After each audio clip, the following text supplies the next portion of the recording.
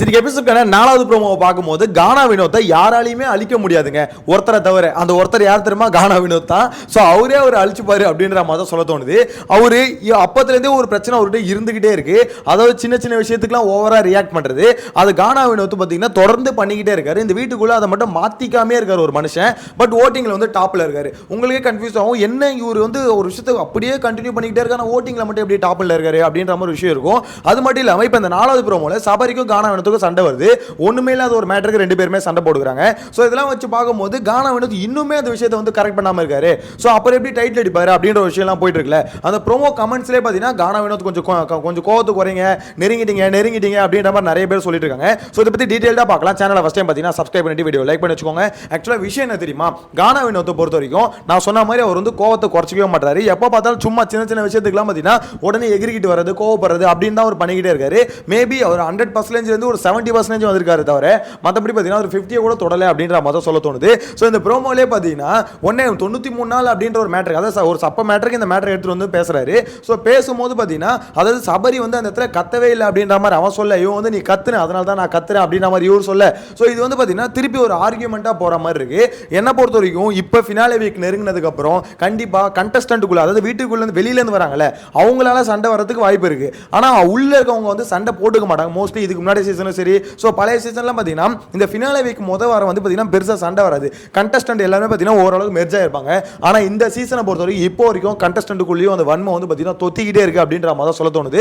விடவே மாட்டுது. விக்ரமுக்கும் திவ்யாக்கும் இன்னும் அந்த கிளாஷ் போயிட்டு தான் இருக்கு. இப்போ கானா வினோத்துக்கும் சபரிக்கு நடுவில் இந்த மாதிரி சின்ன சின்ன சண்டை வருது. ஸோ கானா வினோத்துக்கும் அரோராவுக்கும் நடுவில் அந்த வன்மை அப்படியே போயிட்டு தான் இருக்கு.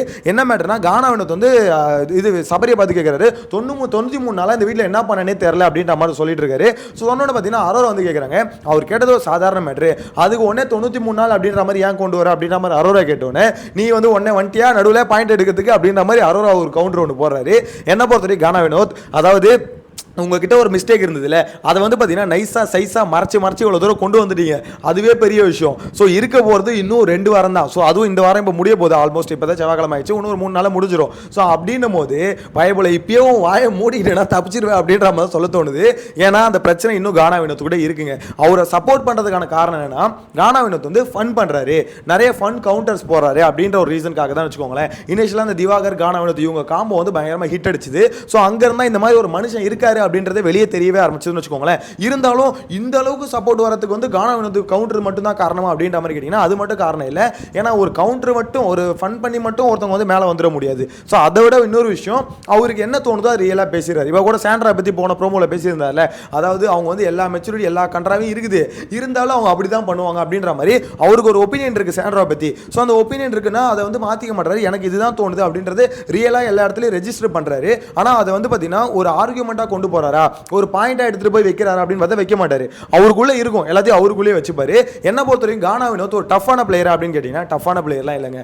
அவரு ஜெனியூனா இருக்காரு, ஆனால் டஃப்பான பிளேயரே இல்லை. இந்த பிக் பாஸை பொறுத்த வரைக்கும் பார்த்தீங்கன்னா எதிர்த்து ஆடணும், அதுதான் பார்த்தீங்கன்னா போட்டி. ஸோ அந்த எதிர்த்து ஆடுற போட்டியில் வந்து கானா வினோத் பெருசாக இறங்கலை அப்படின்ற மாதிரி தான் சொல்ல தோணுது. இந்த மாதிரி சில்லற பிரச்சனைக்கு வந்து பார்த்தீங்கன்னா சண்டை போகிறதுக்கு வராதே தவிர அவருக்கு ஒரு விஷயம் தப்புன்னு தோணுதுல. இப்போ விக்கல்ஸ் விக்ரம் மேலே அவருக்கு ஒரு மாற்று கருத்து இருக்கு, விக்கல்ஸ் வந்து ரொம்ப நடிக்கிறான் அப்படின்ற மாற்று கருத்து இருக்கு. ஆனால் அவரால் இது வரைக்கும் ஸ்ட்ராங்காக அவரால் சொல்லவே முடியல. எனக்கு அதெல்லாம் பார்க்கும்போது என்ன ஒரு பிக் பாஸ்ன்ற ஒரு கேம்ல இந்த மனுஷனுக்கு சப்போர்ட் இருக்கு, அதெல்லாம் ஒரு பக்கம் இருக்கட்டும். இருந்தாலும் இந்த மனுஷன் கேம் ஏன் இந்த டாஸ்க் விளையாடுறது கேம் இல்லை, பிக் பாஸை பொறுத்தவரை டாஸ்க் விளையாடுறது கேமே இல்லை.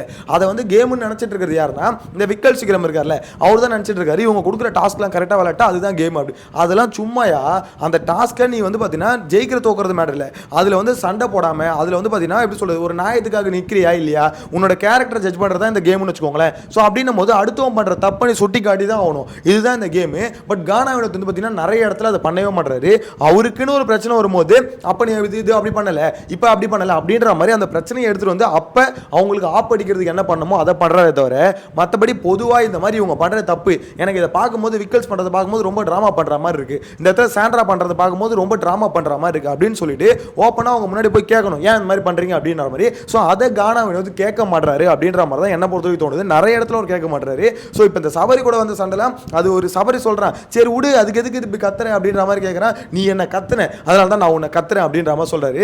ஏன்பா இது கானா வினோத் சபரி கோவப்படுறான்னு சொல்கிறீ, அதுதான் ஏற்றுக்க முடியல.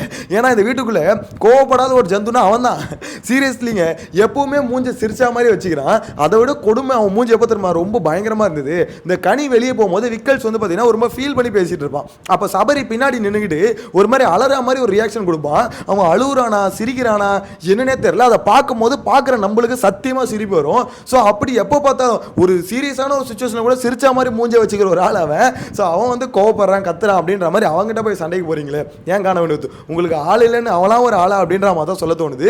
எனக்கு தெரிஞ்சு அவர் சண்டைக்கு போனோம்னா அவருக்குள்ள இன்னும் பார்த்தீங்கன்னா சாண்ட்ரா பண்ண அப்புறம் விக்கல்ஸ் மேலே ஒரு மாற்று கருத்து இருக்கு. சண்டை செய்யணும்னா அதை வச்சு செய்யலாம். ஸோ அதை வச்சு பார்த்தீங்கன்னா பாயிண்ட் எடுக்கலாம். ஆனால் அதை பண்ண மாட்டாரு அப்படின்ற மாதிரி தான் எனக்கு என்னமோ தோணுது. நீங்கள் என்ன நினைக்கிறீங்க? ஓவராலாக கானா வினோத்தை பார்க்கும்போது ஓட்டிங், அவருக்கான கவுண்டருக்கான ஒரு சப்போர்ட், அவர் வந்து ஃபன் பண்ணுறாரு அப்படின்ற அந்த சப்போர்ட், இது எல்லாமே ஒரு பக்கம் வருது. அது நல்லாவும் இருக்குது, அதெல்லாம் ஒரு பக்கம் இருக்கட்டும். இருந்தாலும் இந்த மாதிரி பார்த்தீங்கன்னா ஒரு பிக் பாஸ்க்கான அந்த இது, அதாவது அவருக்கு இருக்க கருத்தை வந்து பார்த்தீங்கன்னா இந்த மாதிரி போல்டாக எப்பவும் கேட்க மாட்டாரு, அவராக வாண்டடாக போய் கேட்க மாட்டாரு. அதை பற்றி நீங்கள் என்ன நினைக்கிறீங்க அப்படின்ற உங்களோட கருத்தை, ஜெனியூனான கருத்தை கமெண்ட்டில் மென்ஷன் பண்ணுங்கள். உடனே முட்டு கொடுக்க வந்துடாதீங்க. வினோத் பண்ணுற எல்லாமே சரி எல்லாமே சரி அப்படின்ற மாதிரி. வினோத் ஃபன் பண்றாரு, கவுண்டர் போடுறாரு, அதெல்லாம் நல்லா இருக்கு. ஸோ அதுக்கு தான் நம்ம சப்போர்ட் பண்ணுறோம் தவிர எல்லாமே சரின்றது இங்கே யாருமே 100% கிடையாது. திவ்யா ஆகட்டும், விக்கல்ஸ் ஆகட்டும், சபரி ஆகட்டும், யாருக்கிட்டையும் 100% சரியில்லாம் கிடையாது. அது நானும் அக்செப்ட் பண்ணிக்கிறேன். இருந்தாலும் அவர் மேலே இருக்க ஒரு மிஸ்டேக் சொன்னோன்னு வச்சுக்கோங்களேன், உடனே வந்துருவானுங்க. எப்பா கானா வினோத்தை தவிர வேற யாரும் கரெக்டாக இருக்கா? நான் கரெக்ட் இல்லைன்னு சொல்லி இந்த சீசனை பொறுத்த வரைக்கும் எவன் டைட்டில் வச்சாலும் எங்களுக்குலாம் ஓகே அப்படின்ற மாதிரி தான் இருக்கு. இந்த சீசனை பொறுத்த வரைக்கும் வினோத் அடிக்கட்டும், திவ்யா அடிக்கட்டும், விக்கல்ஸ் அடிக்கட்டும், சத்தியமாக சொல்றேங்க இந்த சீசனை பொறுத்த வரைக்கும் இவர் தான் டைட்டில் அடிக்கணும் அப்படின்ற ஒரு சின்ன ஒரு இன்ட்ரெஸ்ட் கூட எனக்குலாம் இல்லை. போன சீசன்லாம் அப்படி இருந்தது, எப்படியாவது முத்துக்குமரன் ஜெயிக்கணும்டா அப்படின்ற ஒரு ஃபீல் இருந்தது. இந்த சீசனை பொறுத்தவரைக்கும் இல்லை. எனக்கு சீசனே ஏதோ போனா போகுது அப்படின்ற மாதிரி தான் மொத்த பேர் பார்த்துக்கிட்டு இருக்கோம். ஏன்னா ஒரு இன்ட்ரெஸ்டிங்கான ஒரு சீசனாக இந்த சீசன் இல்லை. ஃபுல் அண்ட் ஃபுல் டாக்ஸிக்காக இருக்கு. ஒரு எப்படி சொல்றது, ஒரு வேல்யூ இருக்க ஒரு பிளேயர், கரெக்டான கருத்தை வைக்கிறது. ஸோ முன்னாடி முத்துக்குமரனுக்கு எதுக்கு அந்த அளவுக்கு சப்போர்ட் வந்ததுன்னா, அவன் வந்து பார்த்தீங்கன்னா பிரபலம், அவன் வந்து பயங்கரமாக பார்க்க செம ஸ்மார்ட்டாக இருக்கான், பயங்கர டேலண்டடான ஆள். அப்படிலாம் இல்லை. அவன் பயங்கரமாக நடிச்சானா, பயங்கரமாக பாட்டு பண்ணானா, அப்படிலாம் எதுவுமே இல்லை. கரெக்டாக அவனுக்கு இருக்க பாயிண்டை வச்சான், அவ்வளோதான். அது மட்டும் இல்லாமல் ஜெனியூனாக இருந்தான். ஸோ இந்த ரெண்டு விஷயம் கரெக்டாக இருந்தது. ஸோ அதனால தான் பார்த்தீங்கன்னா அவ்வளோ சப்போர்ட் வந்தது.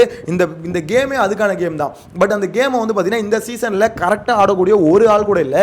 நான்லாம் இனிஷியலாக சபரிக்கிட்ட எதிர்பார்த்தேன், டேய் சபரி எல்லாம் ஆடுவடா அப்படின்ற மாதிரி தான் நினச்சிட்டு இருந்தேன். ஏன்னா ஓரளவு ஜெனியூனாக இருக்க மாதிரி இருந்தது. அதுக்கப்புறம் பார்த்தீங்கன்னா ஒரு மாதிரி நடிப்பை போட ஆரம்பிச்சிட்டான். ஓவர் ட்ராமா அப்படின்ற மாதிரி போட்டு நம்மளுக்கு என்னடா ஓவராக நடிக்கிறான் அப்படின்ற ஒரு ஃபீலை வந்து கொடுத்துட்டான். ஸோ அதனால தான் சபரியை டைட்டில் வின்னர் ரேஞ்சுக்கு யோசிச்சு இப்போ கூட பார்க்க முடியல.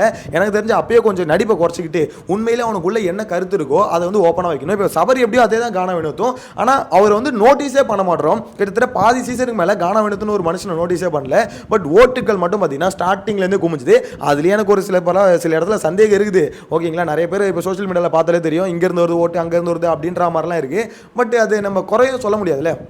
ஏதோ ஒரு விதத்தில் கானா வினோத்தை ரசித்து அவரை பிடிச்சி அப்படி தானே ஓட்டு போடுறாங்க. ஸோ அதனால் அதெல்லாம் கிரிட்டிசைஸ் பண்ண முடியாது. ஆனால் ஒரே ஒரு விஷயம், கானா வினோத் இருக்கிற 2 வாரத்தில் ஒழுங்காக கப் அடிச்சுட்டு போகிறதுக்கு வழியை பார்க்கணும்.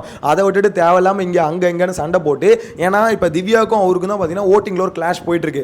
அன்அஃபிஷியலாக பயங்கரமான டிஃபரன்ஸ் இருந்தாலும் அஃபிஷியலாக பார்த்தீங்கன்னா அவ்வளோ பெரிய டிஃபரன்ஸ்லாம் இல்லை, கொஞ்சம் தான் டிஃபரன்ஸ் இருக்குது. ஸோ இந்த இடத்துல வாயை விட்டு ஏதாவது எப்படி சொல்ல, தேவையில்லாத ஒரு இடத்துல பாயிண்ட்டை எதாவது மாற்றி பேசி ஏதாவது வம்பு இழுத்துக்கிட்டு உங்களோட இதை நீங்களே குறைச்சிக்காம இருந்தாலே போதும், அசால்ட்டாக கப் அடிச்சுட்டு போயிடலாம். அதை விட்டுட்டு நீங்கள் அதான் சொன்னேன், அவருக்கான எதிரி வேற யாரும் இல்லை, அவர் மட்டும்தான். அவர் வாயாலதே அவர் அழிவாருன்னு யாரோ இதுக்கு முன்னாடி பார்த்தீங்கன்னா இந்த வீட்டுக்குள்ளே யாரோ சொன்னாங்க. எனக்கு என்னமோ அதான் ஞாபகம் வருது.